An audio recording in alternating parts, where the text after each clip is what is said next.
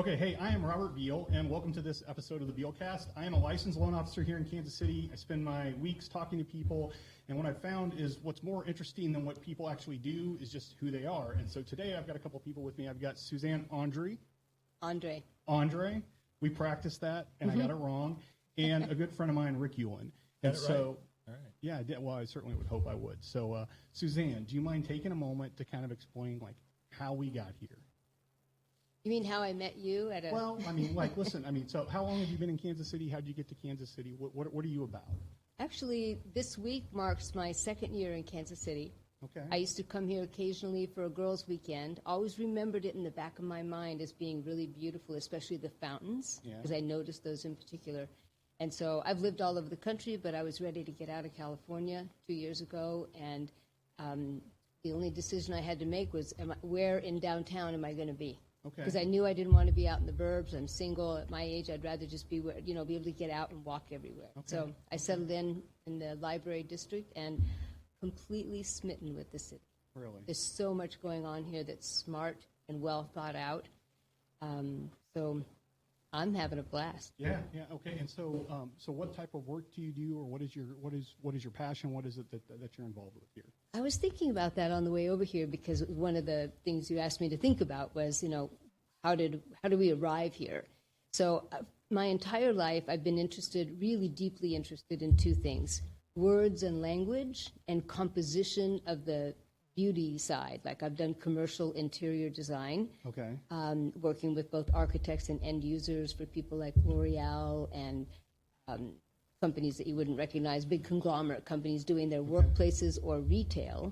And then I kind of slid over into the restaurant world when retail ended. There's no more retail to be had. So now I focus predominantly, I wanted to slow my life down to the Kansas City pace from the California pace. Okay. So here I'm working with one large restaurant group, and I do a multitude of different things for them inside the finished restaurants. Okay. So I work with them from the art curation to manufacturing, and then to finally install. Okay. What is Art of Board? Art of Board is my second company, which is super fun. It's been 13 years now, and I recycle broken skateboard decks to keep them out of landfills. And we started a program 2008 that we have shops all over the country that will say, hey, we have like 5 boxes of decks here, and I'll send them a UPS label, and they'll ship them to us. And then we make this beautiful wall tile out of it. And we mostly, California Pizza Kitchen is one of our biggest accounts. But we've been in Red Bull Sound Studios. We're in universities in Canada. But I have a library of 15,000 high-res digital images from those decks, and I transfer that beautiful imagery that only happens one place on the planet, and that's on the bottom of a skateboard deck.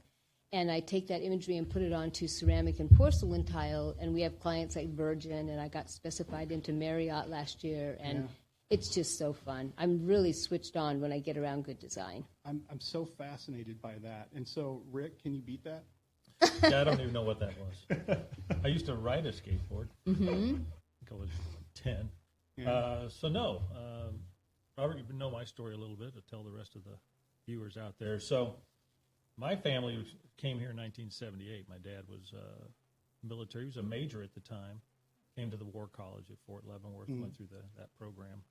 And so I started here in high school. And having been a military brat, traveled all over the world, when it came to this market, it was like very unique to me. It was new, and I had no friends. It was just one of those odd situations.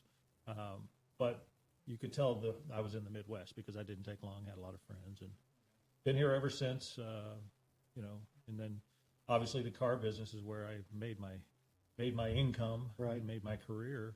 And I spent 36 years there, starting in the parts departments, moving into service, then into the variable operations, as we call it, the front end of the store sales. And, took over running stores in 2005. And that's where I met you. Yeah.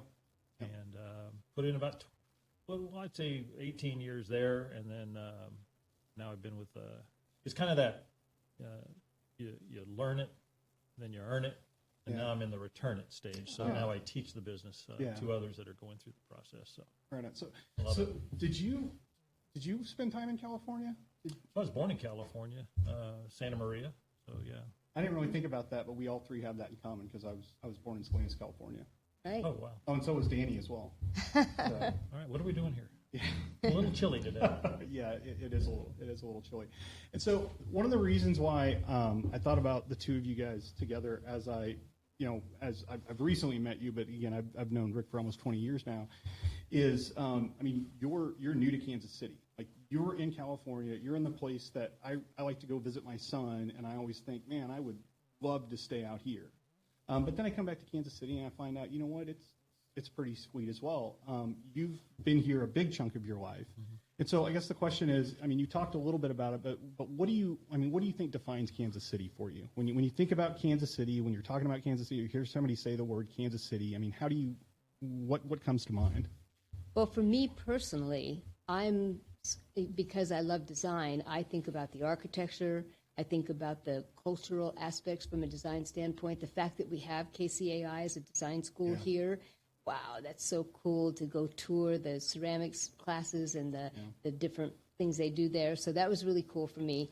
I think, in my opinion, my own experience is that it's a very well-run city. I had to leave California because it wasn't making any common sense to me anymore. It was just so expensive to be there, and you couldn't get off the hamster wheel. Yeah. So I wanted when I came here, my first thought was, it's clean. I live downtown. It's nice and clean. It's got great cultural things. I've seen you at a couple of music venues, and I think it's so cool that live music is so accessible, and that's always been a big part of my entertainment. And then it just goes on and on. We've got the ballet, and I haven't even been to that yet, but the fact that it's all here persuades me. That's from the personal side. Yeah. But from a business side, the city is just about to step into a whole new arena, and I'm in love with the West Bottoms. I'd love to get my skateboard tile down at the West Bottoms. I think it's a perfect product down there. Yeah. So there's lots of inspiration here. Yeah. I'm inspired here. Yeah. So to me, the weather is secondary. Yeah, it's interesting. So in the last couple of years, I've done a lot of road trips with my boys. I've done more, as I've got out of the car business, I've done a lot more traveling. And so I've gone to, Atlanta, Cincinnati, all up and down the West Coast, Florida, that type of stuff. And I'll be in a city and I'll find something interesting that I'm like, wow, this is cool. I wish Kansas City had it. And when I come back to Kansas City, I'm like, oh, wait a second, we do. We have a lot to offer. And so, Rick, I guess the same question for you is when you think of Kansas City, what is it that you? So for me, obviously it's a big family city for me, and that's probably what binds me here. I think my wife and I, we would love to be in warmer places at times or more beautiful places, the postcard places. But reality is, over those roughly 40 years that I've been here now, this is home. And it's home with, my kids' kids. My parents are still alive on both sides of our family, and they're all here, brothers, sisters, everybody. So to leave here would be a massive void in my soul. So I can't do that. I enjoy traveling and getting out, but I enjoy coming home just as much. Yeah. And I used to, talk about the weather, but the reality is I like the 4 seasons. I like that every year you transition every few months into some other, your lifestyle changes for a few months, and you start doing the outdoor things a little bit. Then you start doing so it gives you the opportunity to blend all that. I like that. I don't know that I do. I think for most of my life, the winter, the cold wasn't a thing. It didn't bother me. I loved it. But now I can't handle it. I don't know if that's an age thing, but if it gets below 60 degrees, I'm sort of miserable. At the same time, if it's over 80, I'm miserable as well. So there's this very narrow band where I'm content with the climate. But at the same time, so for the years that I was in the car business, 17 years, for me, I moved to Kansas City in 2001, and I honestly only feel like I've just now started to discover the city. So I got into a business where I was working, and we're in the city. That's cool. I got into bonus. Oh wow! So I got we can hear it all. So good thing I parked on the right side of the street. Well, it doesn't matter. They're going the wrong way. They'll do what they want, which I appreciate what they're doing. So anyway, so for 17 years, I basically I was working sometimes 6 days a week, right? And so on a Sunday, That was his own doing, by the way. That wasn't a requirement. Okay. Yeah. So you would have these. It's retail. Yeah, I agree. And the thing about that is, while you may not have been like, specifically on me, there is a culture within that business, and you have people working for you. Like, I had people that worked for me, and I certainly didn't want to expect them to do something that I wasn't willing to do. But basically, I would, for 15 years or so, on a Sunday, because maybe I worked during my day off during the week, I would scramble around to get done whatever it was I was like supposed to get done, or I was like wiped out on the couch and like arguing with my wife because I was trying to like relax or whatever. It was just, the reality. And so what I knew about Kansas City was whatever was on the corridor to and from my commute. And so when I got this job, when I changed, started doing mortgages, and I started like going out and going to open houses and talking to people, it was like I discovered Kansas City for the first time. And so I feel like after 20 something years, I should have roots here, but I don't really feel like I do. I mean, I have good relationships with people, but the city itself, and this place, Core Coffee, this is a perfect example of it. I was in Pendleton Heights. I came across. I was in an open house. I met the realtors there. Started like hanging out in here and spending time. And now I look at Kansas City, and like every day you could go out and you can go to a different pocket. And you mentioned the West Bottoms. So the West Bottoms is something in like the last like 60 days I've started to spend like more and more time there. And so is there Rick, is there like a what you would consider kind of like a surprise, some place you've discovered in Kansas City, or is there some place that you've always sort of known that's important to you and you think it's unique and special? Well, I think for me, it's the plaza, because when I came here and I was, first came here and I was 14 years old, it meant nothing to me. And it was big. My parents were like, oh, this is great. You get the plaza lights and, the art and the traditions. The oldest outdoor mall in America was the first, I think in 1954. I didn't know that. And that stuff did not mean much to me. And then to work here, where I work down in the south end of town, going to the plaza was like a once a year thing. Yeah. And now I work there. Yeah. And so I'm there every day, and I have a lot more appreciation for the plaza.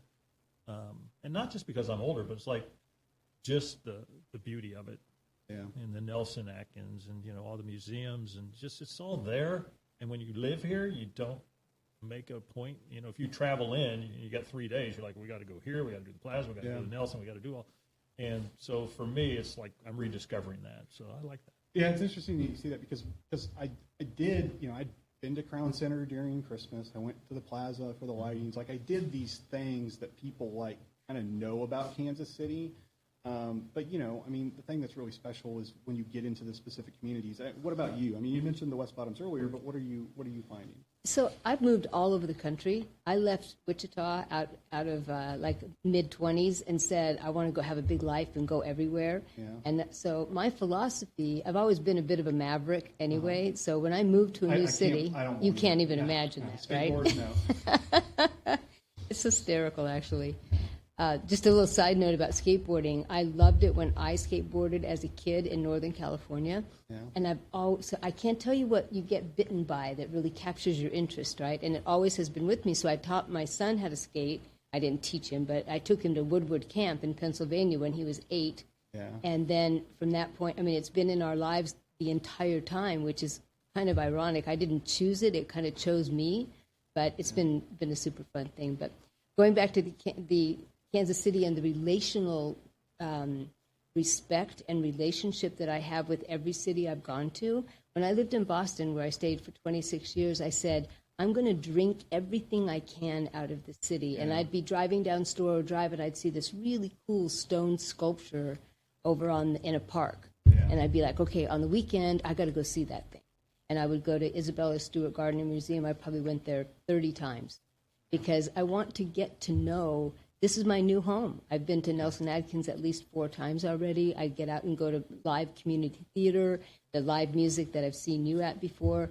I just feel like my approach is different. I want to get in there and drink everything I can out of it and learn and experience new things. Yeah.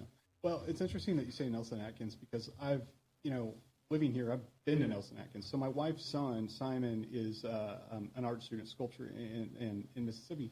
And so he'll come back and we'll go.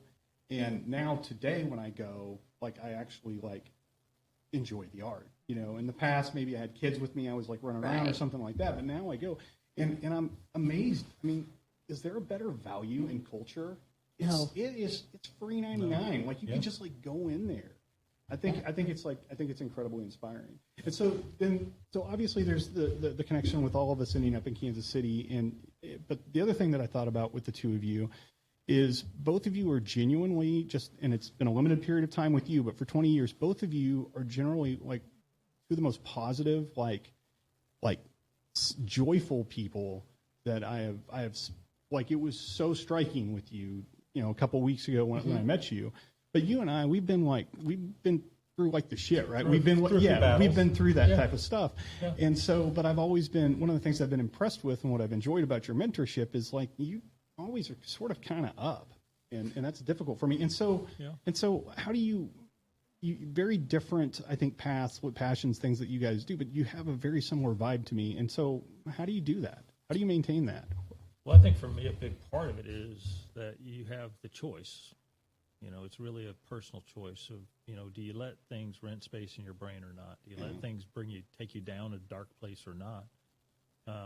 And I've just always felt like, even as a leader, it's my job to see when you're in that dark space and make sure that I'm there for you. I don't want to be overly bearing, like I can solve your problems, but I want to be there if you want to cry. I want to be there if you want leaders, want someone to talk to, that type of thing. And so even like with my grandkids, like my wife's like, you're managing them. I was like, yeah, I probably am. Because, I want them to know that, like, it's a choice. Life and attitude's a choice. And